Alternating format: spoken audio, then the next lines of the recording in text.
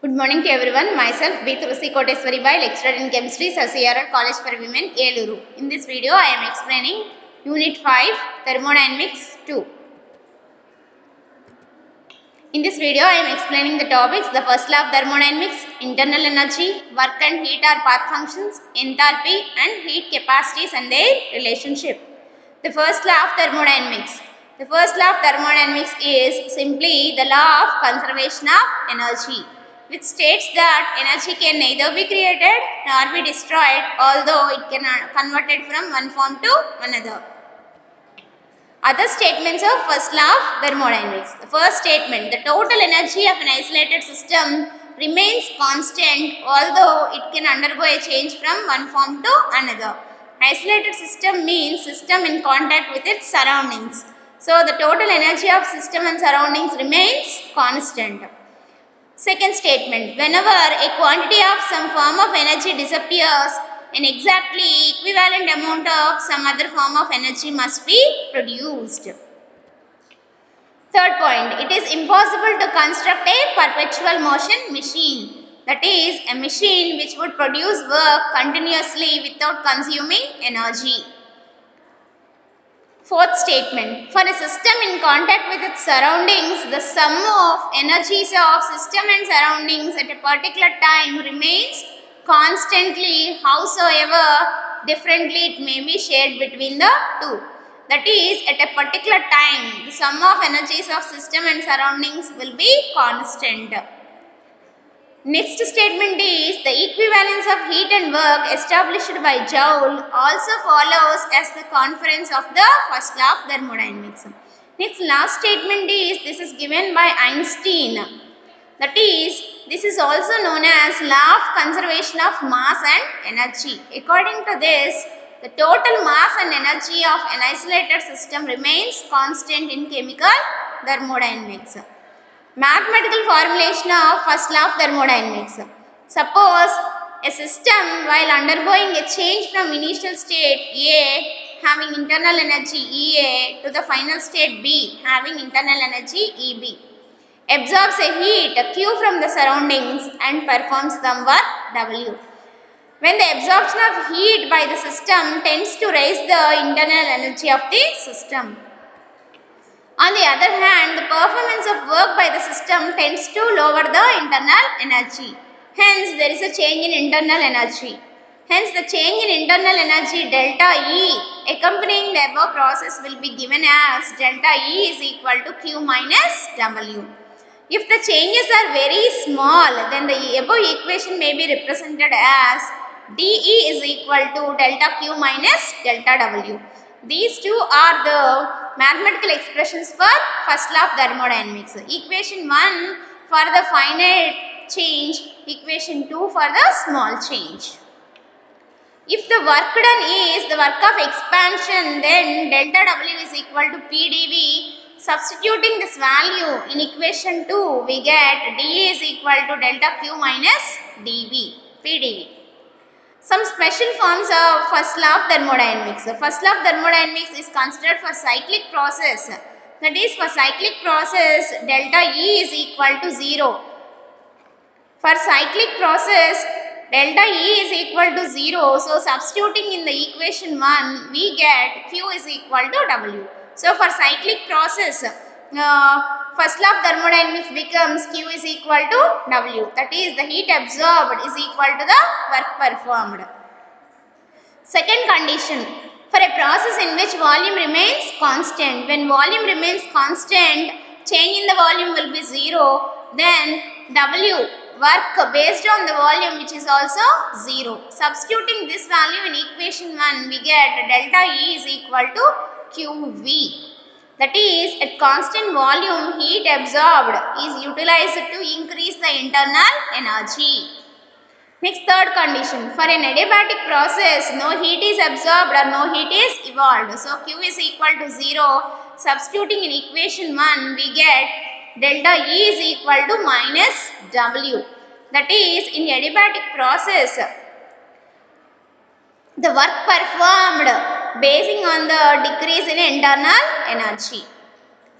Last condition, for a process at constant pressure, the work done is given by W is equal to P delta V. These four are the special forms of first law of thermodynamics. Next topic is internal energy. Internal energy is designated with the symbol E, which is a state function. Internal energy is a state function. So when a process occurs, the change in its value depends only upon its values in the initial and final states, and it is independent of the path followed. Consider a system, consider a graph. This is known as a PV diagram, that is pressure values are taken on y-axis and volume values are taken on x-axis. Consider a system having a particular pressure, volume and temperature represented by the point A, which is the initial state. This is the initial state.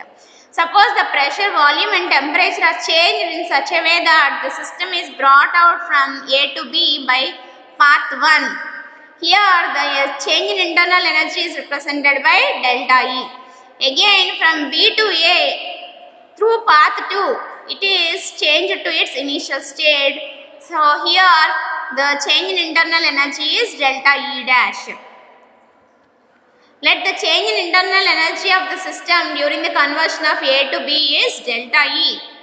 Further, suppose B is converted to back A, but through another path, path 2. The change in internal energy during this process is say delta E dash. These two must be equal in magnitude to that involved in path 1. If the energy changes involved in path 1 and 2 are not same in magnitude, then by coupling of these two processes, that is A gives rise to B through path 1 and B gives rise to A through path 2.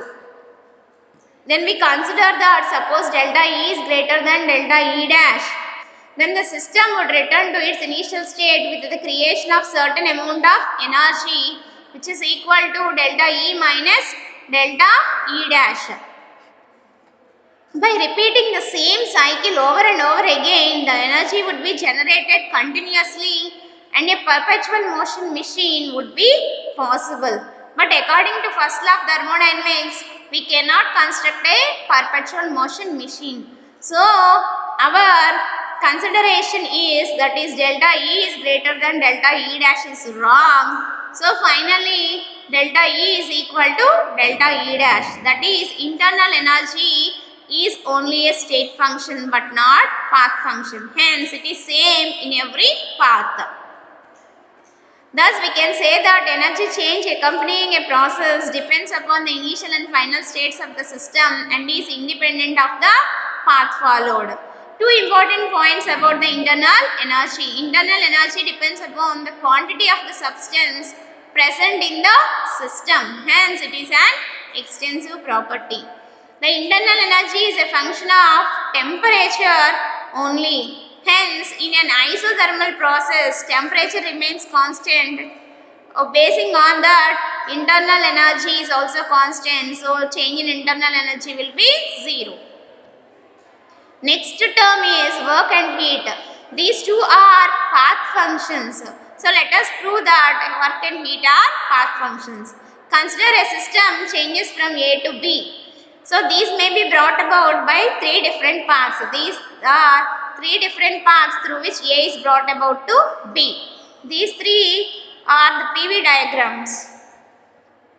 Let us confine ourselves to the work of expansion only. That is, work done for a small change in volume dV. Therefore, the work done is given by PdV, where P is the external pressure. The total work done is the sum of PdV terms, which is obtained by the area under the curve in PV diagrams. In these 3 diagrams, the area under these 3 curves are different. So, here the work done is also different. That means that since areas under the curves in the above 3 figures are different, work done in the 3 paths will be different. Hence, work is proved as a path function. Heat is also a path function and not a state function. It can be directly realized from the mathematical formulation of first law of thermodynamics. Here, delta E is a definite quantity. In this, delta E is equal to Q minus W, where W is an path, W is a path function, so Q must and should be a path function because the Q minus W must give a state function.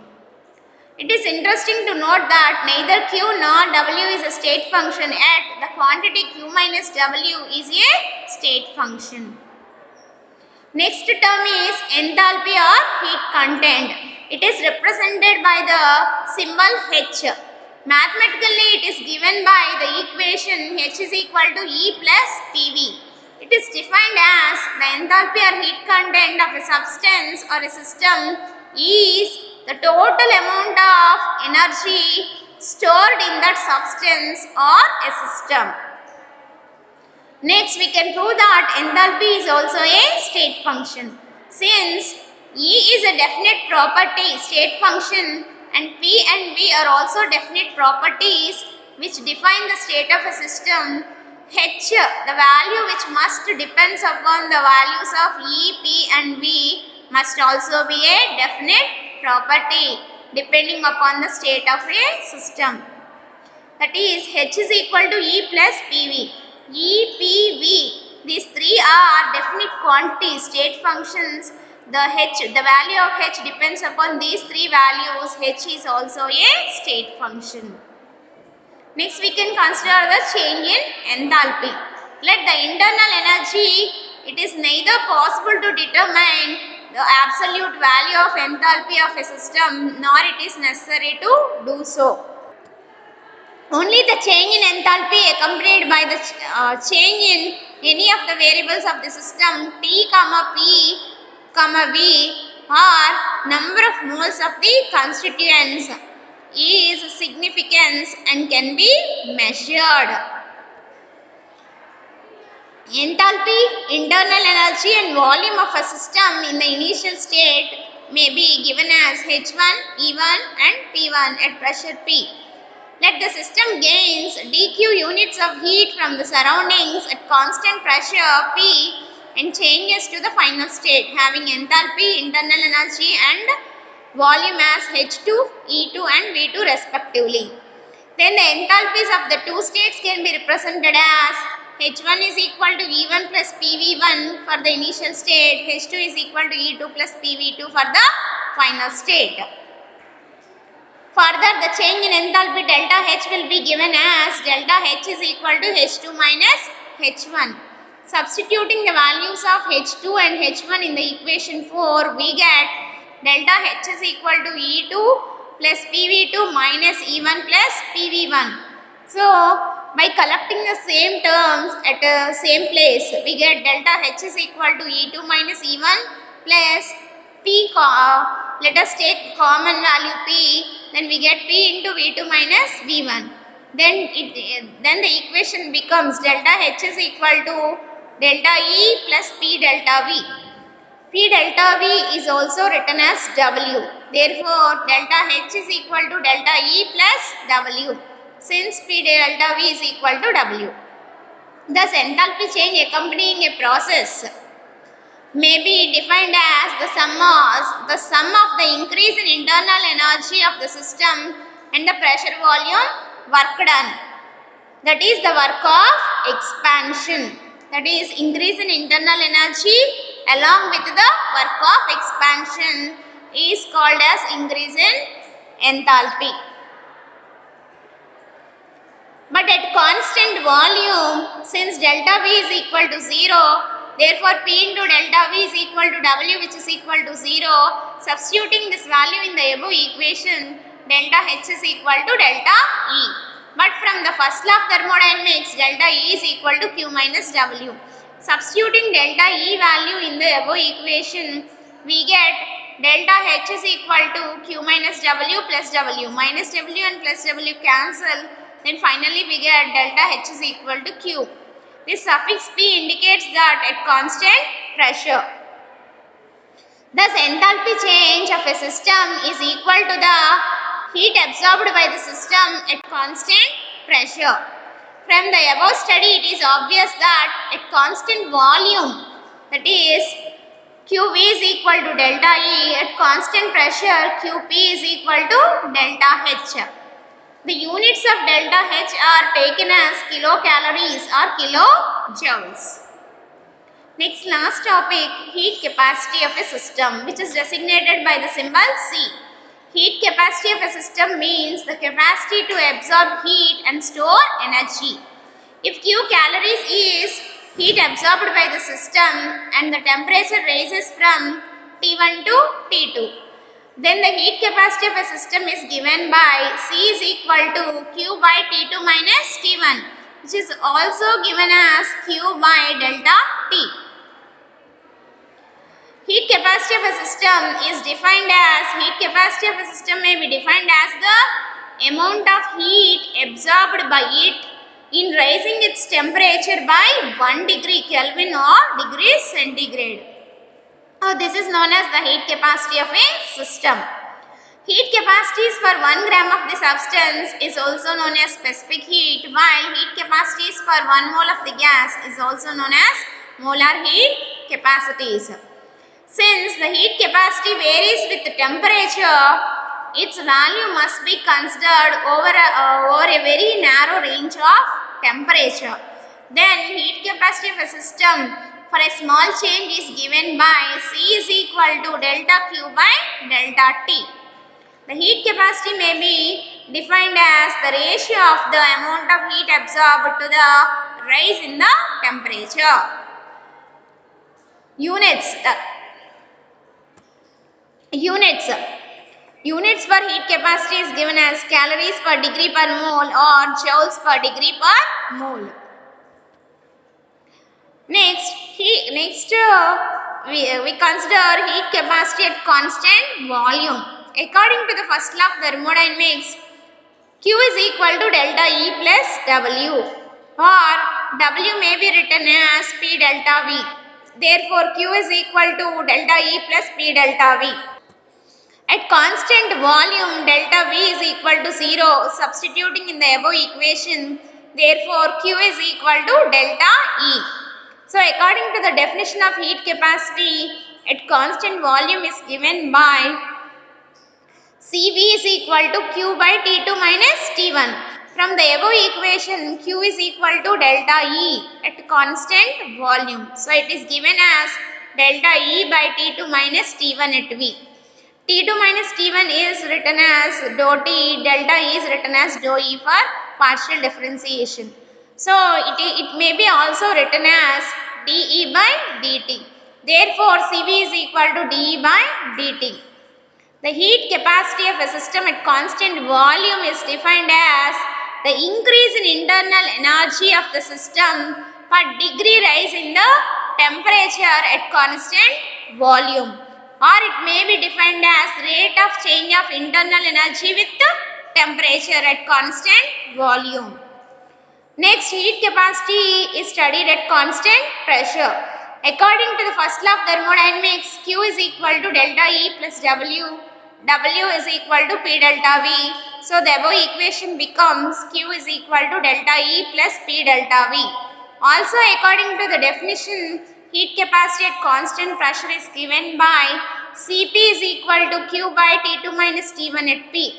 From the above equation, Q is equal to delta E plus P delta V. But also we can know that delta H is equal to delta E plus P delta V. So, when substituting delta H in place of delta E plus P delta V, we get Cp is equal to delta H by T2 minus T1 at P. While considering the partial differentiations of the above equation, we get Cp is equal to dou H by dou T at P. So, for a small change, it can be written as Cp is equal to dH by dt. That is, heat capacity at constant pressure of a system is defined as the increase in the enthalpy of the system per degree rise in the temperature at constant pressure, or it may be defined as the rate of change of enthalpy with temperature at constant pressure. Next, Next I am explaining the relation between Cp and Cv. Cp is the heat capacity at constant pressure, Cv is the heat capacity at constant volume.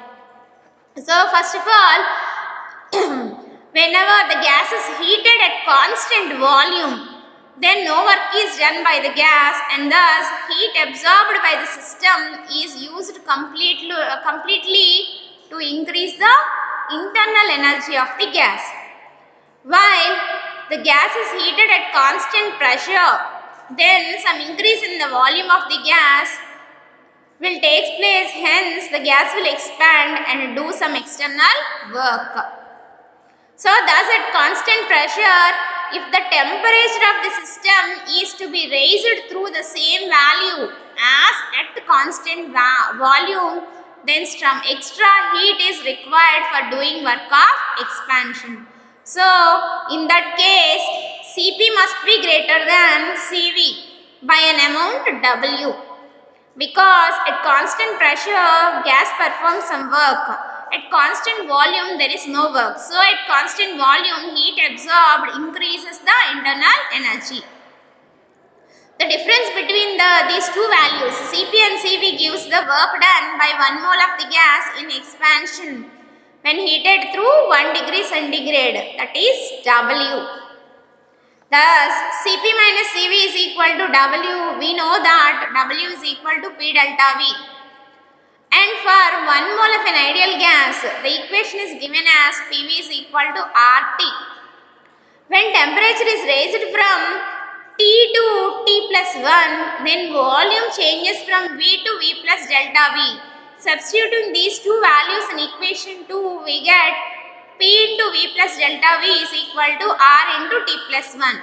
Subtracting the equation 2 from equation 3, we have P delta V is equal to R.